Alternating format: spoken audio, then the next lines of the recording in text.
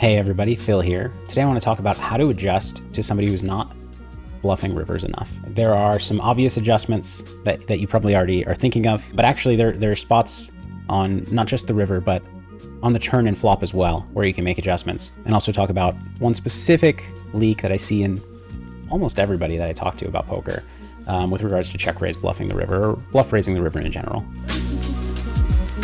So what's the most obvious adjustment when somebody's not bluffing river enough? It's if you're facing a river bet and you have a hand that should sometimes call and sometimes fold, or even a hand that should usually call or maybe always call, but only beats a bluff, you should fold.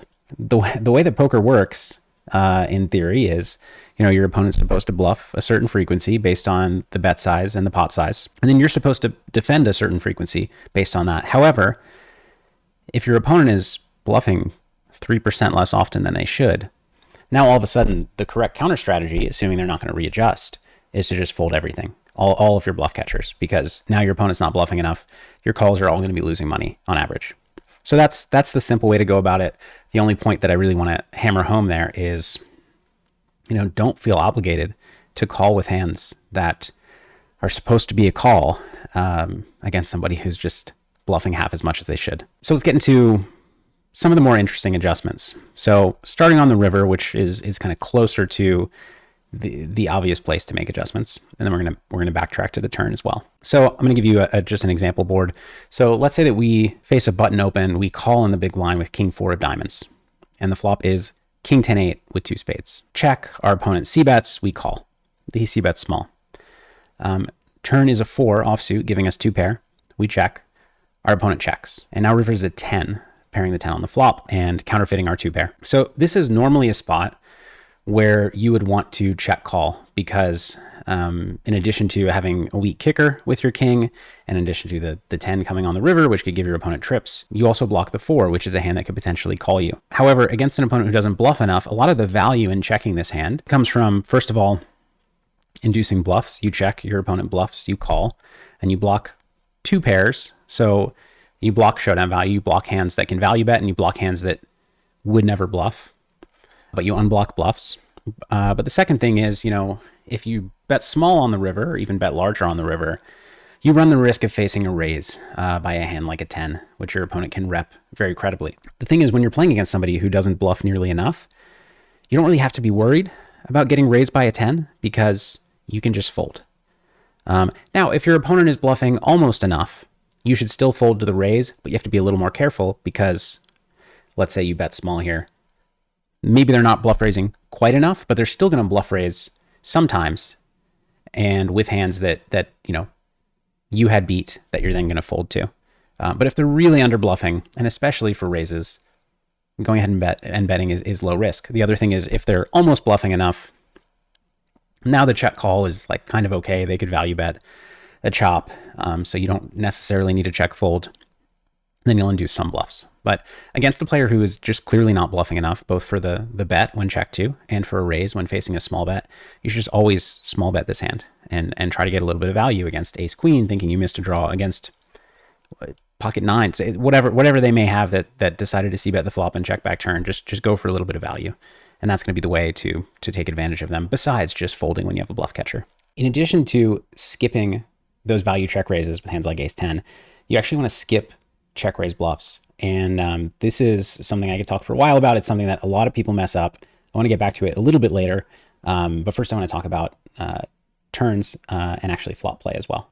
I think as you get further removed from the node in the game tree that we're talking about, where there's a leak, which is that your opponent is not bluffing river enough, the adjustments get less obvious. So I want to talk now about turn adjustments. We'll go with the example of Jack 10-6 with a flush draw.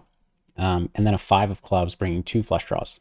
So let's say we are in late position, early position raises, we call, and our opponent bets twice. They c-bet flop and they c-bet turn. Well, now against somebody who is playing a normal range, a hand like ace 10 ace 10 off is in pretty rough shape, because you lose to all their value bets, all their semi bluffs are going to have reasonable equity, and the board is going to get scarier on the river pretty often, and you're going to end up folding the best hand sometimes. But against somebody who doesn't bluff enough, I should specify, doesn't bluff enough on river, hand like ace 10 goes up in value quite a bit. Of course, if they just don't even semi-bluff on the turn, well, now ace-10 is just a bad call, regardless of how they play the river, because they just have too much value. But if they semi-bluff hands that they should, they're betting some ace-queen and some king-queen and some flush draws. But once the river hits and they brick, they're just going to check fold. Now a hand like ace-10 goes up in value. Other hands that do very well against somebody who bluffs enough rivers are like big draws. So queen-9 of clubs on this board, where there's a club flush draw on the flop, let's say. Because in addition to being able to hit your draw and make money with a bet, you also might get bluffed into once you hit your draw. Then you can raise or call, depending on which draw you hit and how scary the board got. Those hands go down in value a lot. Now, queen-9 of clubs, for example, on this board, I'm never folding anyways. But some other flush draws against a really big bet, you might shy away from continuing with. There's kind of a double-edged sword in that if they're not going to bluff, let's say on a brick river, now when you call turn with, I don't know, 7-8, they're going to sometimes check to you with hands that would have bluffed and now check fold.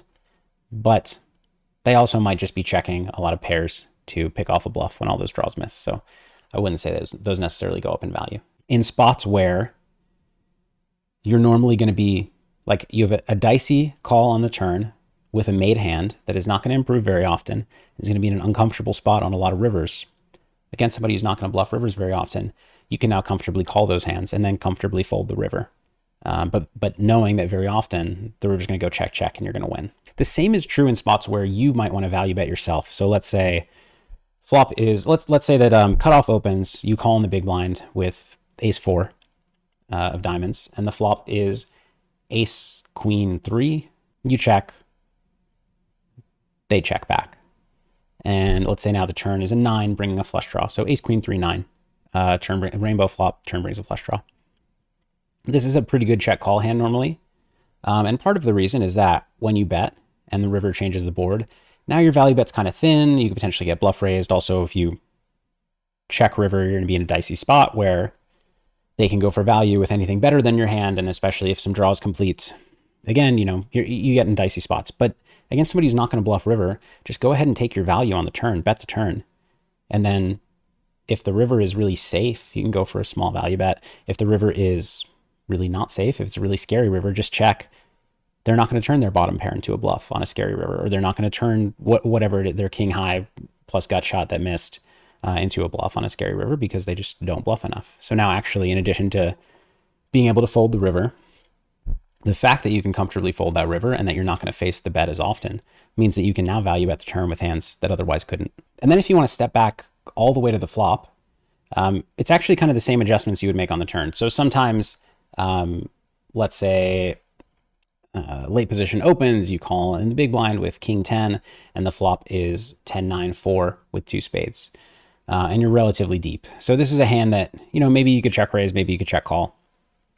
Against somebody who's not going to bluff rivers often enough, like part of the reason you don't check raise this hand is because you're inflating the pot, and then the turn and the river are often going to be scary for your actual hand, and you're going to be put in some difficult spots. But if you're up against somebody who's not going to put you in those difficult spots, now you can go for that value raise right away on the flop with king 10. And, you know, if the turn's a jack of spades, just check. And, you know, maybe you check call, maybe you check fold, depending on how much they bet.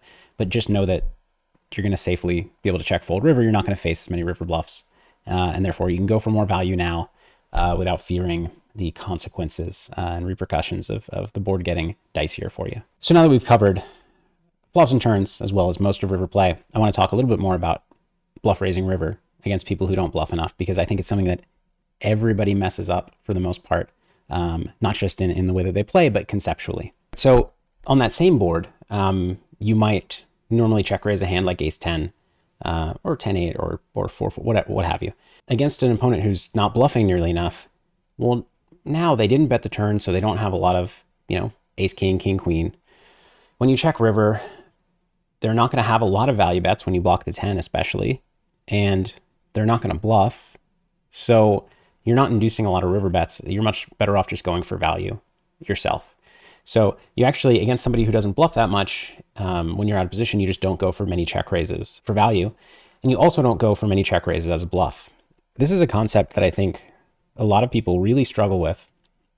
And it's when you're making a check raise bluff on the river, yes, you are targeting their value bets, their thinner value bets. You're trying to make their value bets fold.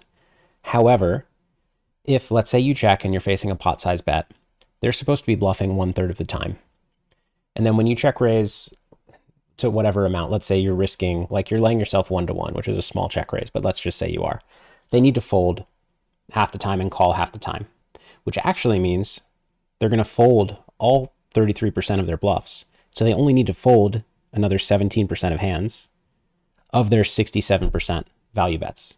So now they actually have to call most of their value bets when you're making a small raise there. Now in that same scenario, if they have 10% bluffs instead of 33, well, now they fold those 10% bluffs, and now they have to fold 40 out of their 90% value bets. They have to fold a lot more of their value bets. So actually going for check raise bluffs against people who are way under bluffing can often be very expensive, because part of the value and part of the expected value of check raise bluffing is that you're getting bluffs to fold as well as their value hands to fold. So keep that in mind. I think some people make the opposite adjustment and they think, well, I'd normally call with this hand, but this guy's never bluffing, so I can't call, but maybe I can check raise and make him fold a pair. The people that you can't call against are also people that you shouldn't be bluff raising very often, unless of course they have another character trait, which is that they way overfold to raises, right?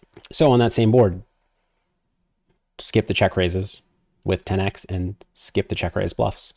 So you just end up against somebody who's not bluffing that much. You end up doing a lot of the betting yourself because they're not doing the betting for you. So to sum up, you can make some pretty obvious river decisions. I'm sure you know what to do there. And not just with facing bets, but in anticipation of facing bets, you can plan differently. But that plan doesn't need to start on the river. It can start on the turn, or it can even start on the flop. And you can start playing value hands more aggressively, knowing that you're not going to get blown off of them if the board gets scary. Hopefully this was helpful for you. Good luck at the tables against all those under bluffers.